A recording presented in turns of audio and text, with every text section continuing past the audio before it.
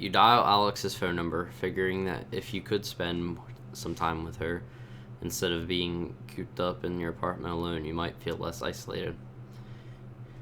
Her phone rings a handful of times before going to voicemail. You know it's not uncommon for her to be out with friends at this hour. You leave a voicemail but end up calling again 15 minutes later. Still no response. You imagine Alex out with her friends, much like you would be tonight if you weren't so horrible at socializing. Your mind wanders and you start to wonder who she's with and if she might meet someone tonight she'd rather be with. Someone who is able to go to parties like this with her instead of sitting at home feeling sorry for themselves. Why didn't she invite you? Have you just said no one too many times? How many other Fridays have you unknowingly missed? You begin to think that maybe it would be better if she met someone tonight. She's a wonderful woman and you feel like a constant joy kill on nights like this. Why can't you just be normal? The next morning, Alex calls you back. She tells you that she'd left her phone in class and spent a boring night in her apartment too. You feel horribly embarrassed about how emotional you'd gotten over mistaken assumptions the night before.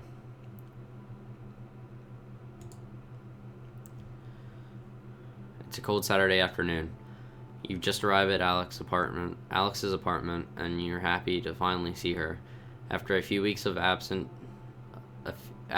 of absence due to your schedules not lining up due to work and school, you hug her in the doorway, but she breaks away sooner than normal and sits down on the couch as you take off your sneakers and lay them in the usual place right next to hers.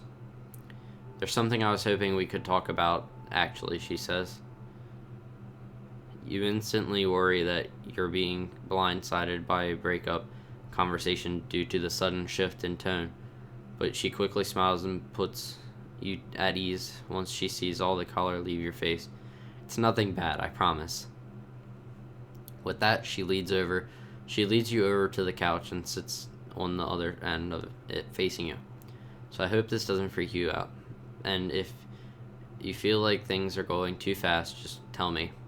She talks faster than usual and fidgets. We seem to have a lot of weeks like this, and they really suck. I was thinking I'd ask, since things are so strong with us, what are your thoughts on maybe moving in together? It takes a few seconds to sink in and leave you a bit shocked when it does. You were worried she wanted to spend less time with you, not more. Do you want to, you ask? Well, yeah, I do. I mean, we'd have to sort out logistics and everything, but those are all things we can take care of. You start to walk through the steps of imagining the two of you living together. You love the thought of being able to wake up next to her every day and seeing her so often. However, the more you picture it, the more a few concerns become apparent. There are things she is insulted from, like the days you don't feel like you can even get out of bed, the nights your medications keep you from being able to sleep, all of those moments you're stuck staring at the wall, completely out of energy, and feeling nothing. How would she handle that? How quickly would she want to get away?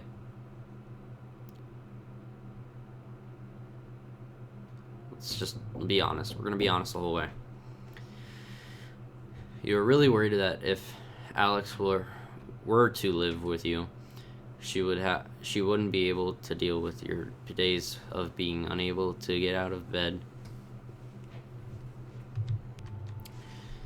I don't know where I left off. I had to go down and do something, but I'll just restart. You're really worried that if Alex were to live with you, she wouldn't be able to deal with your days of being unable to get out of bed, or nights where you can do nothing but stare at the wall and panic.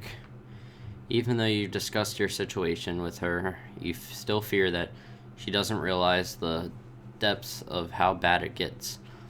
It's one thing for you to detail how you feel sometimes, and for her to see it pop up occasionally. It's an entirely different situation for it to where be something she has to live with alongside you. Well, I'd like to, but I think it's best if we talk about it a bit more before committing to a decision.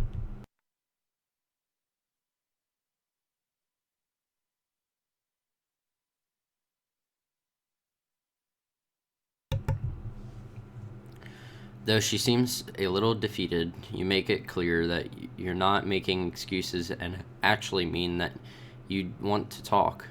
You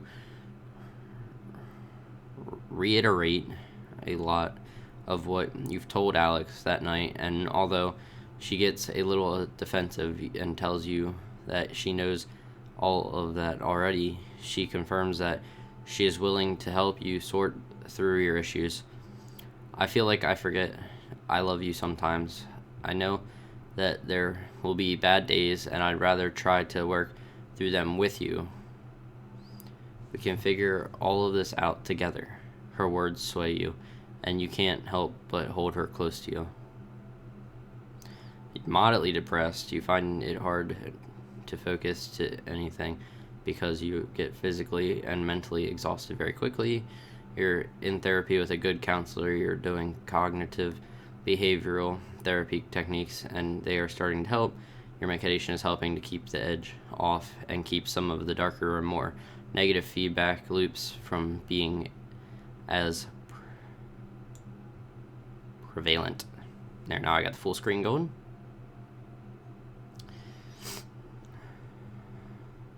Next. It's December and you've returned to your parents' house to celebrate the holidays with your family.